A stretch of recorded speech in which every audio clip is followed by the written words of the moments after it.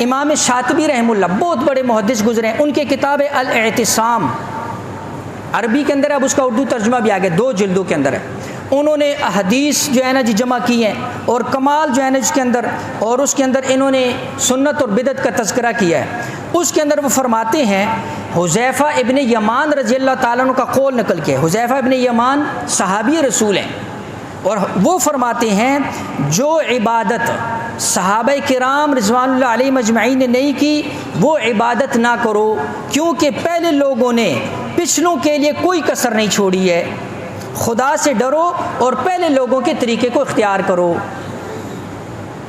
اب اگر کوئی زمانے میں اٹھ کر آ جائے نا اور وہ یہ دعویٰ کرے کہ میں حضور کا زیادہ عاشق ہوں، یا میں حضور کی سنت پر صحابہ سے زیادہ عمل کرتا ہوں، یا میں دین پر زیادہ عمل کرتا ہوں، یا میرے اندر تقوی ڈر زیادہ ہے، اللہ کی قسم اس سے بڑا جھوٹا کوئی نہیں ہو سکتا، اس لیے کہ صحابہ وہ ہیں جن کے بارے میں اہل سنت کا عقیدہ ہے ساری دنیا کے اولیاء اکٹھے ہو جائیں، وہ صحابی جس نے ایک ذرہ برابر ایمان کی حالت میں جاگتے ہوئے حضور کی مجلس کے اندر ایک ذرہ برابر بھی جو ہے نا جی بیٹھا ہے، ساری دنیا کے اولیاء اس کے قدموں کی خاک تک بھی نہیں پہنچ سکتے۔ یہ اہل سنت کا عقیدہ ہے۔